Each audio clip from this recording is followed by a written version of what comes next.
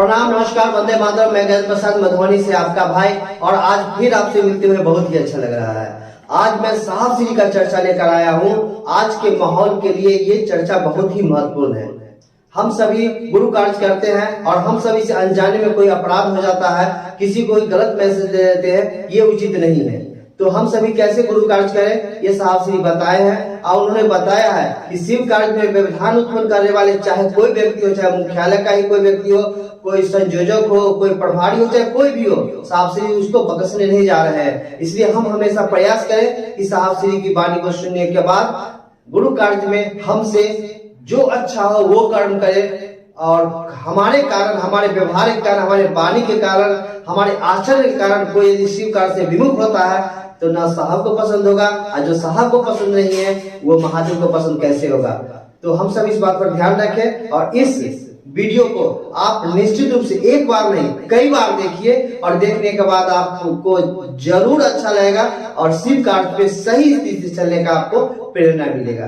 तो आइए चलते हैं, इस वीडियो को देखते हैं। और हाँ, एक बात और कि यदि आपने अभी तक मेरे चैनल को सब्सक्राइब नहीं किया है तो सब्सक्राइब कर दीजिए, बेल आइकन का बटन दबा दीजिएगा, तो आपको नोटिफिकेशन पहले मिलता रहेगा।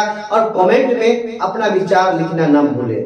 बहुत से व्यक्ति क्या करते हैं, लिख देते हैं दया गुरुदेव, प्रणाम साहब श्री, लेकिन इससे क्या हो जाएगा, आपके विचार तो ठीक है, सही है, लेकिन आपके अंदर क्या विचार आ रहा है, साहब श्री की वाणी सुनने के बाद क्या समझे, क्या बुझे, इसको थोड़ा लिखना जरूरी है, जिससे कि हमारे अन्य भाई बहन पढ़ेंगे ना तो उनको भी कुछ प्रेरणा मिलेगी आपसे।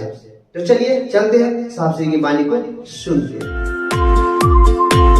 शिव गुरु के रास्ते में, शिष्यता के रास्ते में, गुरु की ओर चलने में किसी का कोई कानून नहीं चलेगा। कान खोल के सुन लीजिए। वो शिव शिष्य परिवार के अध्यक्ष हो, सेक्रेटरी हो, संयोजक हो, जोनल संयोजक हो, पंचायत संयोजक हो और केंद्र संयोजक हो, मैं इस बात को कतई बर्दाश्त करने नहीं जा रहा, किसी हालत में बर्दाश्त करने नहीं जा रहा कि शिव शिष्यता में आप टांग अड़ाइए या नाक घुसाइए। आप संयोजक हैं, लाट साहब हैं, आप महादेव के पास जाके रहिए, हरिद्रान के पास आपकी दाल नहीं गलने वाली है। मैं इस जगत में लोगों को शिव गुरु से जोड़ने आया हूं, उस काम को करूंगा और कतई नहीं पसंद करूंगा मेरे और दूर दराज के आज के बने शिव शिष्य के बीच आप खड़े हो जाएं। मैंने लोगों को संवाद दिया है, संदेश दिया है, समझाने की कोशिश की है, और उसी के साथ आप भी चल रहे हैं। फिर भी आज कोई शिव को गुरु मानता है, और वो मान रहा है जयपुर के मरुस्थल में, राजस्थान के मरुभूमि में आज वो मान रहा है। मुझसे उसकी कोई मुलाकात नहीं है, हो सकता है इस जीवन में नहीं भी हो, लेकिन शिव उसके गुरु होंगे, वो शिव की ओर चलेगा, शिव के उसके सानिध्य होंगे, शिवत्व उसमें उतरेगा, वह शिव जैसा दिखेगा। या मेरा विषय है, उसके और मेरे बीच में किसी दूसरे का यह विषय नहीं हो सकता है। अगर आप बनाते हैं तो अपराध करते हैं और मेरे क्रोध का कोप भाजन बनते हैं। मैं इसको बर्दाश्त ही नहीं कर सकता। गरीब से गरीब आदमी, भिखमंगा से भिखमंगा आदमी, दूर दराज रहने वाला आदमी भी अगर शिव को गुरु मानता है, वह मेरा आदमी है, मेरे कलेजे का टुकड़ा है। बीच में कोई पड़ेगा तो मेरे क्रोध का कोप भाजन बनेगा, और ऐसा भाजन पड़ेगा, there will be no retreat, कोई वापसी नहीं होगी। अब चलिए व्यवस्था, ये तो क्लियर हो गया। अगर आप शिव को आपने गुरु माना है, शिष्य बने हैं कि नहीं बने हैं, हमारा काम है भाई साहब, आप माने ना, जो कहते हैं करने की कोशिश करिए।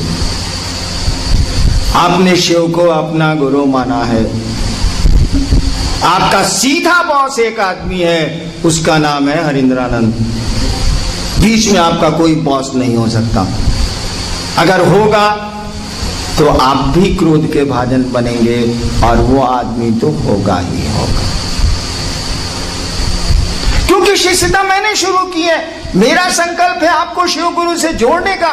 बीच में आप क्या टांग अड़ाइएगा, हमको इससे क्या लेना देना। और जगत है तो यहां टांगे तो बहुत हैं, एक आदमी के पास दो हैं। दिल एक होता है, टांगे तो और हाथ तो दो होते हैं, किडनी दो होती है, आंखें दो होती हैं, सारा ब्रेन और दिल एक क्यों होता है? मुख्य चीजें अकेली होती हैं। कहा सर कुछ और ही कहीं कहा ना कहे तो नहीं, अभी खत्म का हुआ यार।